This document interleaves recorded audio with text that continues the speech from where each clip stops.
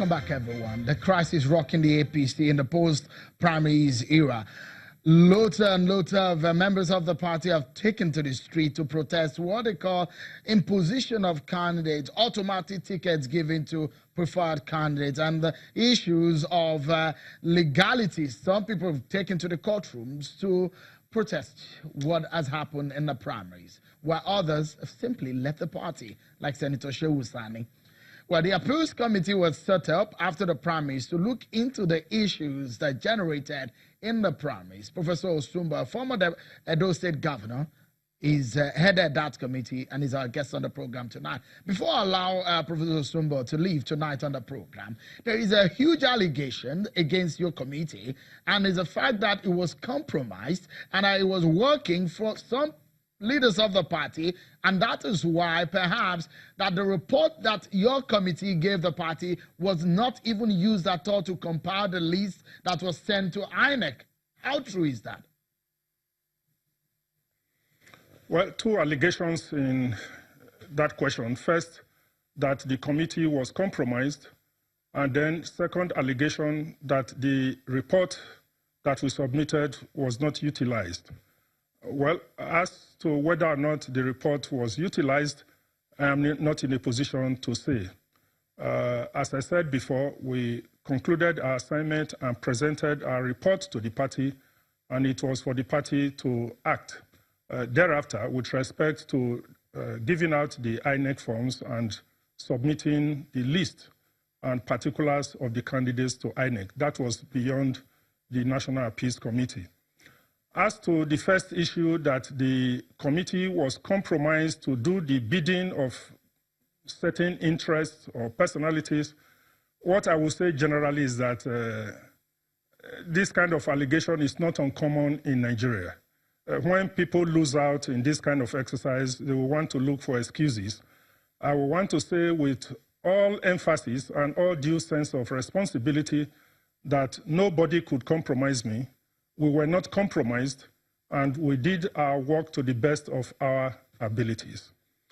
So it's not true that the committee was compromised to do the bidding of a particular person or group of persons within the party. It is simply untrue and unfounded. It's not an issue of the highest bidder like some people have alleged in the party. It's not a case of who paid higher when names were removed. Well, in Nigerian politics, people always talk about money playing one role or the other. This is not uncommon.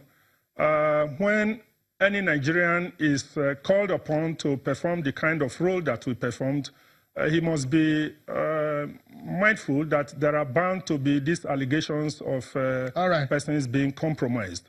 But when you look at the antecedents of certain persons, you can begin to guess by yourself whether those allegations are true or not. All right, Professor Sumbo, I must sincerely thank you.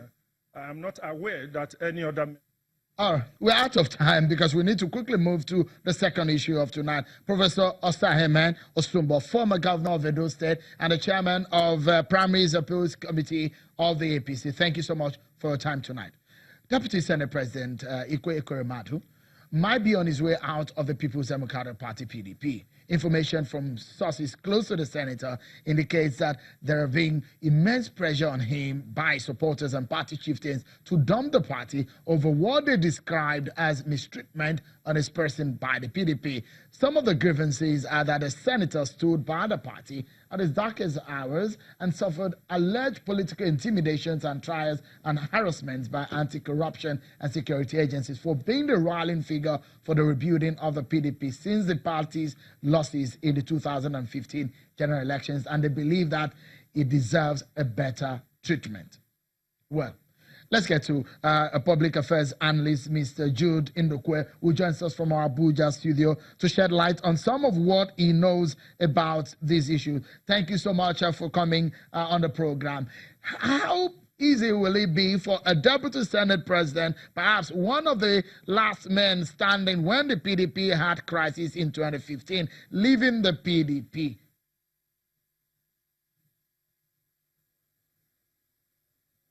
Well, thank you, Shehu, for having me. The fact of the matter is that if the Deputy Senate President should eventually leave PDP, which everyone in PDP prays he doesn't, it's going to have very far-reaching, debilitating effects, on the party.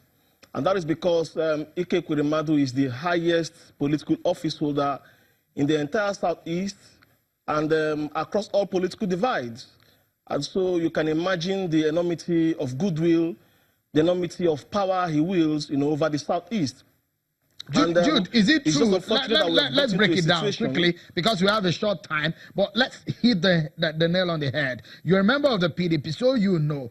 Could it be true that he may want to leave and there are pressures on him? Yeah, we have enormous pressures on him to leave, and that is because a lot of his supporters are actually not happy about the way he's been treated. Because, for example, the emergence of the running mate to the PDP presidential hopeful, Alhaji Atiku Abubakar, was done even without his involvement. He was not informed, he was not consulted, and it's as if there's a deliberate attempt, to sideline him, to malign him. And when you think about and look at the historical happenings of Ekweremadu, his contributions to the party, especially after the 2015 elections, when the party seemed to be going, into crisis that will be seemingly irredeemable.